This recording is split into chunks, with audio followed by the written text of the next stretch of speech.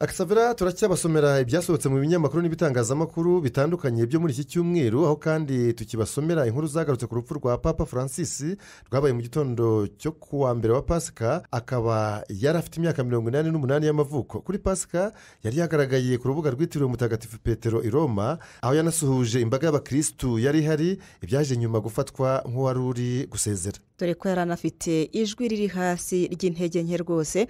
Ibinyamakuru n'ibitangazamakuru byo hirya no hino ku isi nka Vatican News, La Croix, Le Monde, New York Times, The Guardian, RFI, France 24, Daily Mail na Roswari byagarutse cyane kuri uyu wari umushumba wa Kiliziya Gatolika mu isi, aho byanditse ko inzego z'ubuzima za Vatican zatangaje ko nyiri ubutungane Papa Francis yazize iturika ry'udutsi two mu bwonko ryatumye ajya muri koma, birangira umutima we uhagaze gutera. Hari hashize ukwezi kumwe avuye mu bitaro, aho yamaze ibyumweru bitanu avurwa uburwayi bwari bwaramwibasiye mu nzira z'ubuhumekero. Abaganga be bari baramuhaye ikiruhuko cy'amezi 2 cyo kwijajara mbere yo gusubira mu mirimo ye. Mbere yo kuba umushumba wa Kiliziya Gatolika mu isi ngo afate izina ry'ubupapa rya Francis, yitwaga nde Jean Daniel? Yitwaga Jorge Mario Bergoglio, akaba akomoka muri Argentine, igihugu cyo muri Amerika y'Amajyepfo. Ubwo yatorwaga muri 2013 yari abaye papa wa 266 asimbuye Benedicto wa 16 wari weguye bitunguranye. Papa Francis yanditse amateka menshi, harimo kuba hari we wa mbere wari uturutse mu muryango w'abayezuiti, akaba kandi uwa mbere uvuye mu gice cy'epfo cy'isi, by'umwihariko ku mugani wa Amerika. Ni nawe wa mbere kandi utari umunyaburayi wari ubaye papa. Byaherukaga ryari Jean Daniel? Byaherukaga mu kinyejana cya 8 ubwo Gregoire wa gatatu w'umunyasiriya yabaga papa wa 90 kuva mu mwaka wa 731 kugeza muri 741 nyuma y'ivuka rya Yesu. Yego, nanone kandi nawe wari ubaye uwa mbere wafashe izina ry'ubupapa rya Francis, aho yari hisemo hazirikana Mutagatifu Francisco wasize mu Butaliyane, wabaye urugero mu kwitangira abakene n'abandi batagira kivurira. Mu myaka 12 y'ubushumba bukuru bwa Kiliziya Gatolika ku isi, Papa Francis yakoze ingendo 47 zirimo izo mu bihugu 10 byo muri Afurika. Urugendo rwa mbere kuri uyu mugabane wa Afurika yarukoze muri 2015 aruhereye muri Kenya. Icyo gihe yanasuye Uganda na Central Africa. Papa Francis yaherukaga aha muri Afurika kuva ku itariki 31 Mutarama kugeza ku ya 5 Gashyantare 2023 ubwo yasuraga Repubulika Iharanira Demokarasi ya Kongo na Sudani y'Epfo. Kuri Kongo Kinshasa yarabaye papa wa kabiri ukandagiye ku butaka bw'icyo gihugu nyuma ya Papa Yohani Paulo wa kabiri wahasuye inshuro ebyiri, ryari na ryari mu 1980 no mu 1985.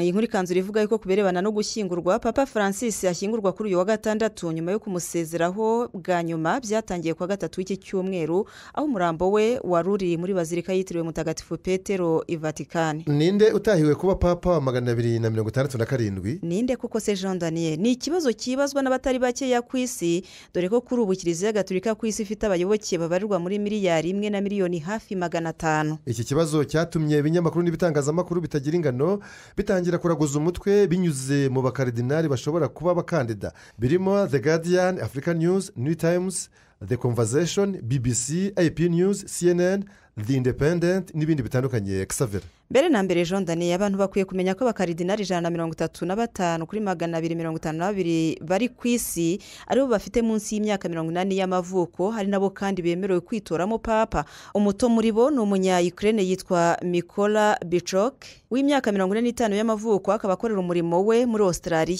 Muri aba 135 abagera ku 110 bose bashyizweho na Papa Francis uherutse kwitaba Imana. Ikindi ni icy'ubwo, ikindi ni uko kugira ngo umukaridinari atorerwe ubupapa agomba kubona amajwi angana na 2/3 by'abatora, no kuvuga bariya nyine 135. Kuri iyi nshuro kuba zatora harimo n'umunyarwanda Antoni Karidinari Kambanda wagizwe karidinari mu mwaka wa 2020 bikozwe na Papa Francis.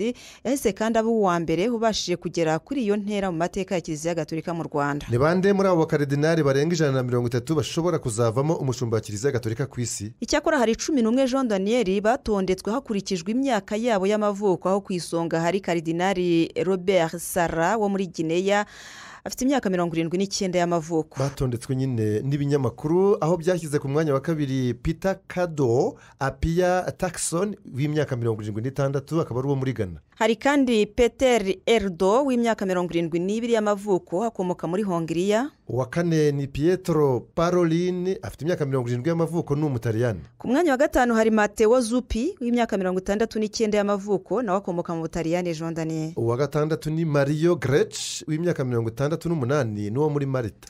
Ku mwanya wa karindwi hari Luis Antonio Goki Mutagle ufite imyaka 67 y'amavuko akomoka muri Philippines. Ku mwanya wa munani hari Fridolin Ambongo Besungu w'imyaka 65 n'uwo muri Repubulika Iharanira Demokarasi ya Kongo. Ku mwanya wa cyenda hari Pierre Battista Pizzaballa ufite imyaka 60 y'amavuko akomoka mu Butaliyani. Ku mwanya wa 10 ari naho tugarukiye Xavera hari Jose Tolentino Calasa do Mendonça w'imyaka 59 n'umunyaportugal. Nguko uko ibinyamakuru n'ibitangazamakuru by'abatondetse rero bikurikije imyaka bafite, dore ko papa utorwa agomba kuba afite imyaka munsi ya 80 y'amavuko, kandi n'abamutora bakaridinari bamwitoramo no bagomba kuba bafite munsi y'imyaka 80 y'amavuko. Kugeza ubu nta mategeko agena igihe itora rya papa mushya rishobora kumara, kubera ko hari iryihuta rikamara iminsi mike, hakaba n'iritinda rikamara ibyumweru, amezi se ndetse n'imyaka. Nka Papa Francis n'uwo yasimbuye Benedict wa 16 batowe mu gihe cy'iminsi 2 Xavera. Byaranyarutse mu mateka, ariko hari ryatinze rikabaha iryo mu 1271 ubwo hatorwaga Papa Gregoire wa 10. Yabonetse hashize hafi imyaka 3 abatora bakifungiranye muri chapelle ya 16. Niho batorera nyine muri iyo chapelle ya 16. Ugutorwa kwa papa kumenyeshwa isi yose binyuze mu mwotsi w'umweru unyura mu gasohora myotsi kazwi nka chomine ko kuri iyo chapelle 16. Nyuma hakurikiraho interuro yo mu Kilatini igira iti Habemus Papam, bisobanuye dufite papa. Ubwo abari hanze ya chapelle 16 bahita bamenya ko papa mushya yabonetse. Yatari yaboneka uwo mwotsi uzamuka ari umukara. Hagati aho BBC News Africa yibajije niba papa utaha azava muri Afrika. Nibyo iki gitangazamakuru cyahaye umutwe ugira uti Will the next pope be from Africa? Nawe ushobora kuba ubyibaza kubera ko Afrika nayo ifite bakaridinari kandi bazitabira itora. Ngo mu gihe ikintu kimwe cyagenderwaho ari icyaho Kiliziya Gatolika igenda yunguka abayoboke benshi, byashoboka ko papa mushya yaba akomoka muri Afrika. Ubu abakristu bo kuri uyu mugabane bangana iki, Jean Daniel? Abakristu Gatolika bo muri Afrika muri 2023 bari miliyoni 281, bangana na 20% by'abagatolika bose bo ku isi. Mwibuke ko Afrika ituwe na miliyari 1 na miliyoni zigera muri 400 z'abaturage bose b'abanyafrika, mu gihe abagatolika bose bo ku isi ubu babarizwa muri miliyari 1 na miliyoni zikabakaba 500. Yego, mu gihe nanone kandi Afrika ibara abapapa 3 bayivuyemo, aho wa nyuma ari Papa Gelasius wa mbere witabye Imana mu myaka isaga 1500 ishize. Benshi mu banyafrika bavuga yuko igihe kigeze ngo ibone undi mupapa. Ibi ariko ntibibuza ko hari n'abasanga aho yaturuka hose uwo mupapa nyine ibibazo by'abandi nawe ahita bigira ibye. Bizwi mu mvugo z'ubu ngo arabyoninga, agaharanira kubaka Kiliziya ishinze imizi hirya no hino ku isi. Yego, hagomba kubyoninga. Reka duhindure ingingo, Jean Daniel. Dukomereze muri La Presse, Le Figaro, L'Avenir, Le Parisien na West France, aho byanditse ko kuri uyu wa gatandatu mu Bwongereza hagurishirizwa mu cyamunara isaha y'umugenzi wari mu bwato bw'agatangaza bwa Titanic bwaruhamye mu 1912 ubwo bwari mu rugendo rwabwo bwa mbere, ubwo bwari mu rugendo rwabwo rwa mbere rwavaga mu Bwongereza rujya New York muri Leta Zunze Ubumwe za Amerika. Iyo saha yabonetse mu bintu byari bifitwe n'umugenzi wo muri Denmark witwa Hans Christensen Juvar wapfanye n'abandi bantu 1500 bari muri Titanic. Yaje kurohama, ubwo bwato nyine bwaje kurohama nyuma yo kugonga ikibuye cy'urubura cyo mu mazi kizwi nka iceberg. Hari mu ijoro ryo ku ya 14 rishya ku ya 15 Mata mu 1912. Xavera harokotse abantu babarirwa muri 710. Umurambo wo mugenzi warohowe mu nyanja ya Atlantique ya ruguru, hanyuma uza gushyingurwa hitwa Halifax muri Canada hari ku itariki ya 10 z'ukwezi kwa gatanu mu 1912. Imyaka 113 irihiritse iyo mpanuka ya Titanic kibaye. Mu mifuka y'imyenda yari yambawe na Hans Christensen Juvar basanzemo agatabo ko kubitsa, imfunguzo, itike, amafaranga yari mu ikotomoni ariyo kofi, icyuma cya busori cyerekana amerekezo, pasiporo n'isaha. Iyi saha ikaba ibarirwa agaciro ko mu cyamunara kangana n'amapawundi 50,000 bingana n'ibihumbi 92 by'amadolari ya Canada. Ubu ni miliyoni zisaga 96 ubaze mu mafaranga y'u Rwanda. Xavier nakayabo Jean Daniel. Ibyo bintu byose kandi ngo byasubijwe umunyamuryango wa Hansi Christensen wari ufite imyaka 27 y'amavuko wajyaga muri Leta Zunze Ubumwe za Amerika ari kumwe n'inshuti ze ebyiri nazo zapfiriye muri iyo mpanuka ya Titanic. Abakomoka muri uwo muryango we nibo bagurisha iyo saha hamwe n'ibyo bintu bindi mu cyamunara cyo kuri wa gatandatu tariki 26 Mata 2025. Ibindi bigurishwa ni ibiki? Harimo ibaruwa n'umudari by'umugenzi w'umunyasuwede Eric Gustaf Lind n'itike y'umugenzi witwa Portage Tomlin, bombi nabo baguye muri iyo mpanuka. Ikindi kiri ku isoko ni igikoresho cy'umuziki cya violon cyacurangishijwe muri filime ya Titanic yakozwe na James Cameron mu 1997, gishobora kugeza ku gaciro k'ibihumbi 60 by'amapawundi, ariyo madolari ya Canada ibihumbi 140 yavunje mu manyarwanda. Ni miliyoni zisaga 116 ubaze mu manyarwanda kuri icyo gicurangisho kimwe cy'umuziki cya violon. Umunyarwanda ati Jondani, nta utakanyaga atagahambuye. Nta utakanyaga atagahambuye. Imbere gato ya Pasika byari ibyishimo bitagereranywa ubwo ingoro y'ubutaka butagatifu bwa Lourdes yatangazaga igitangaza gishya nyuma y'aho umugore w'umutaliyani-kazi yongeraga kugenda nk'uko byanditswe na RFI, Catholic News Agency ndetse na Zenith. Lourdes ni umujyi wo mu majyepfo y'uburengerazuba bw'Ubufaransa mu ntanzi z'ibisozi bya Pyrénées. Abemera bo muri Kiliziya Gatolika bahazi nk'abera amabonekerwa y'umubyeyi Bikira Mariya nyina wa Jambo.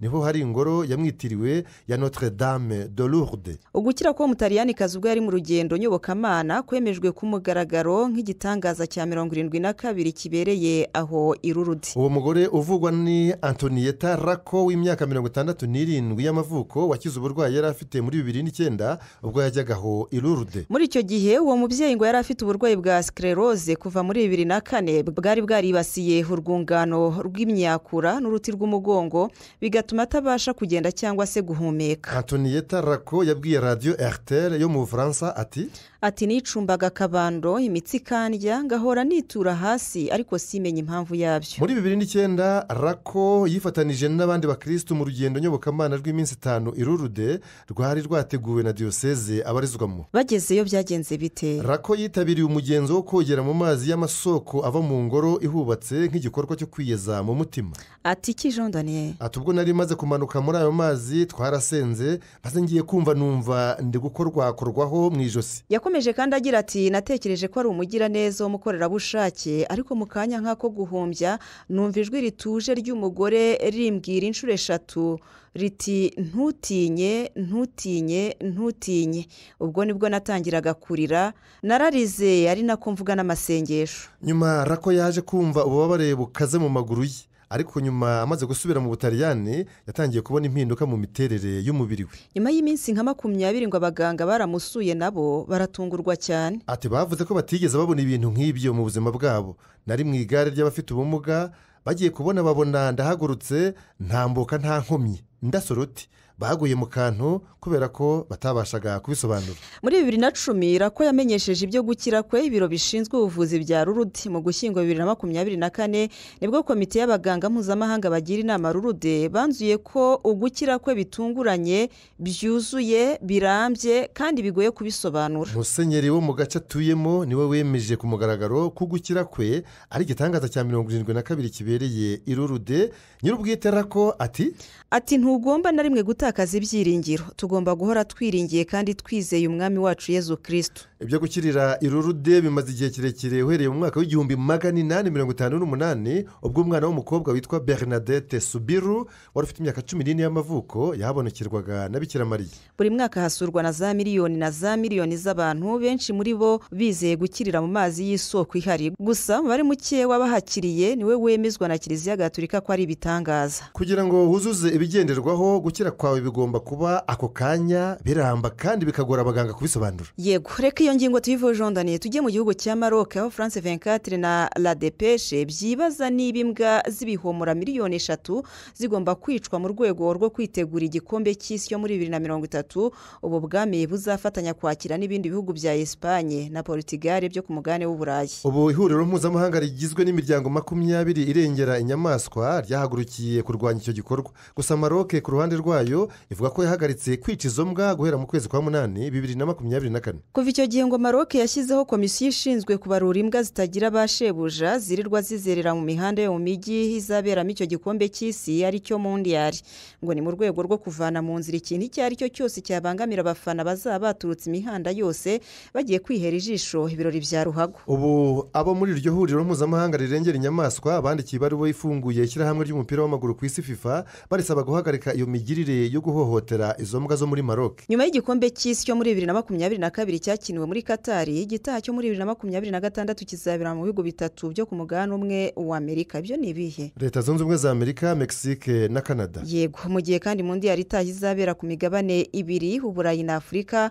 aho kizaba kigarutse ku nshuro ya kabiri nyuma ya Afurika y'Epfo muri 2010. Mondial yo muri 2034 izasubira muri Aziya mu gihugu cya Arabia Saudite. Akasavira duhindura ingingo, umunya-Cameroon Achille Mbembe ati Afurika iyobowe n'abasaza batakibasha gutekerereza ibihugu byabo. Uyu muhanga mu by'amateka, mu bya filozofiya, akaba ndetse n'umwarimu muri kaminuza yagiranye ikiganiro na France 24 asesengura uko demokarasi ihagaze ku mugabane wa Afurika. Mu busesenguzi bwe Achille Mbembe yagaragaje ko Afurika ikizahajwe na za kudeta, abaperezida bagundira ubutegetsi igihe kirekire no gusimburana ku butegetsi bya nyirarureshwa. Anagira inama Afurika zikubiyemo ibyo kuvanaho ikoreshwa ry'ifaranga rya CFA rigenzurwa n'Ubufaransa no gufunga burundu ibigo bya gisirikare by'icyo gihugu cy'Ubufaransa. Kubwe ngo iyo niyo nzira ya nyayo yo kwitandukanya n'ikiswe la France Afrique, ariko kagozi kakiziritse Afurika ku Bufaransa. Achille Mbembe uyobora umuryango wo guhanga udushya muri demokarasi asanga kugira ngo demokarasi irusheho kwimakazwa muri Afurika umubare wa za manda ku bakuru b'ibihugu ugomba kubahirizwa. Ati kijondone. Ati ntabwo byumvikana kubona umugabane wa Afurika utuwe ku bwinshi n'urubyiruko hamwe n'abagore aribo benshi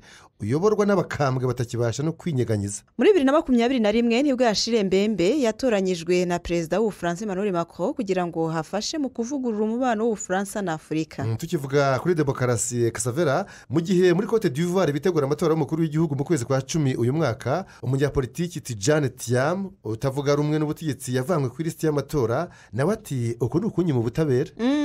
Nk'uko byanditswe na Jeune Afrique, RFI, Africa News, Abidjanet, Le Monde na France 24, kwa kabiri iki cyumweru nibwo urukiko rwo muri Cote d'Ivoire rwanzuye ko uyu munyapolitiki uyobora ishyaka rikomeye rya PDCI yatakaje ubwene gihugu ubwo yiyandikishaga ku lisite y'amatora mu mwaka wa 2022, bw'icyo gihe ntiyari akiri umunyacote d'Ivoire. Umucamanza yasobanuye ko amategeko y'ubwene gihugu bwa Cote d'Ivoire asobanura ko umuturage ukuze w'icyo gihugu abutakaza nyuma y'imyaka 15 mu gihe yafashe ubundi bwene gihugu ku bushake bwe. Thiam yavukiye muri Cote d'Ivoire, ariko mu 1987 yaje kubona ubwene gihugu bw'Ubufaransa. Hashize amezi menshi rero ikibazo cy'ubwene gihugu bwe kivugwaho cyane hariya muri Cote d'Ivoire ku buryo byageze naho azibukira ubwo bwene gihugu bwa kabiri hari mu kwezi kwa gatatu uyu mwaka kugira ngo azabashe guhatana mu matora y'umukuru w'igihugu aho umukandida atagomba kuba afite ubwene gihugu burenze bumwe. Tidjane Thiam yamaganye icyo cyemezo kivuga ko ubwo adashobora gutora atanashobora guhatana mu matora ataha y'umukuru w'igihugu. Yongeyeho ko agiye kwiyambaza inzira zose zishoboka akazaba ayarimo ayo matora. Ahagarariye ishyaka PDCI ryamugiriye icyizere ku majwi 99.5%. Ilisiti y'itora ndakuka izatangazwa mu kwezi kwa gatandatu uyu mwaka. Xavier, abandi bavanywe kuri lisite y'itora kubera ko bakatiwe ibihano n'ubutabera abo ni Laurent Gbagbo wabaye perezida wahoze ari inkoramutima ye Charles Ble Goude ndetse na Guillaume Soro wabaye minisitiri w'intebe nyuma yo kuyobora inyeshyamba za Force Nouvelle ubakaba ari no mu buhungiro. Reka dusoreze muri Madagascar aho intumwa ya rubanda yahanishijwe gufunga imyaka 10 muri gereza kubera icyaha cy'ubucuruzi bw'utunyamasyo nk'uko byanditswe na L'Express do Madagascar, Midi Madagascar na RFI. Mu cyumweru gishize nibwo umudepite witwa Romeo Ramanatanana yakatuye icyo gihano.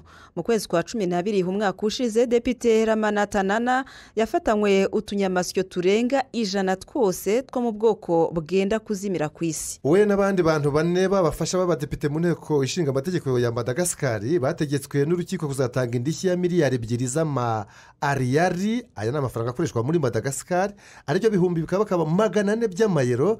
Akasavera mu Manyarwanda ntugire ngo iyi ndishyi ni ntoya nimba turamugabo. Ntabwo yoroheje kubera ko ni miliyoni zisaga 650 Jean Donné mu mafaranga y'u Rwanda.